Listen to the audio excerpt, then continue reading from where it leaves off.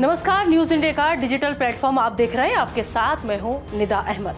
दरअसल आज हम आपको एक ऐसी खबर के बारे में बताने जा रहे हैं जिसको सुनकर न सिर्फ आपको तकलीफ होगी बल्कि आप खुद को शर्मसार भी महसूस करेंगे। और ये शर्म इसलिए क्योंकि जब कोई ऐसी खबर किसी तालीम के इदारे यानी मदरसे से सामने आती है तो अफसोस होता है। हालांकि ऐसा अगर कहीं भी होता है तो अफसोस होता है, लेकिन खासतौर पर अगर ऐसी जगहों से ऐसी खबरें आती हैं तो वाकई में ये शर्मनाक होती हैं। दरअसल आज हम बात कर रहे हैं वाराणसी के एक मदरसे से आई एक बेहद शर्मनाक करतूत की खबर की, क्योंकि यहाँ पर मदरसे के प्रबंधक पर गंभीर आरोप लगे हैं और ये आरोप किसी और ने नहीं बल्कि उसी मदरसे की एक अस्थायी शिक्षिका ने लगाए हैं। दरअसल ये जो टीचर थी इसका एक बड़ा आरोप है और आरोप ये है कि मदरसे के प्रबंधक ने इसके साथ न सिर्फ शारीरिक शोषण करने की बात कही बल्कि सीधा सीधा उसको दबाव उसके ऊपर बनाया गया, एक महिला शिक्षिका के ऊपर मदरसे प्रबंधक की तरफ से कि आप शारीरिक संबंध बनाइए हमारे साथ। या फिर क्योंकि दरअसल इस महिला का कसूर सिर्फ इतना था कि ये महिला जो थी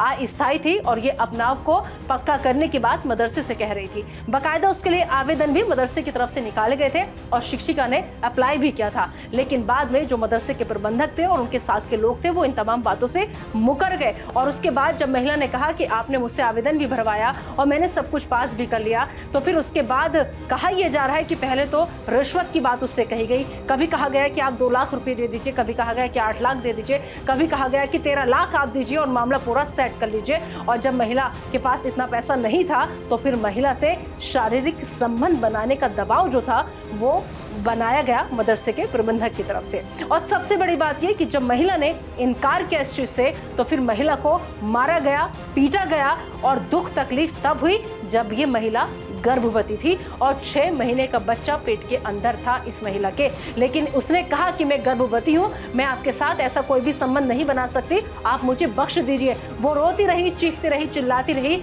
लेकिन मदरसे के जो प्रबंधक थे उनके ऊपर कोई असर नहीं हुआ। उन्होंने उसे मारा, पीटा, उल्टा लिटा करके उसके पेट को दबाया गया और सीधा करके फिर उसके पेट पर लातें मारी गई और फिर इसका अंजाम ये हुआ कि महिला को अपना गर्भपात कराना पड़ा। मतलब इन मौलानाओं की करतूत की वजह से जो उसके मदरसे के प्रबंधक थे उनकी इस शर्मनाक करतूत की वजह से महिला का गर्भपात हो गया, महिला ने अपने बच्चे को खो दिया। और फिर उससे बड़ी बात यह कि जब महिला थाने गई और वहां जाकर जो मदरसे के प्रबंधक थे उनके खिलाफ उसने FIR दर्ज कराने की कोशिश की तो पुलिस वालों ने ढिलमुल रवैया अपनाया और अभी तक महिला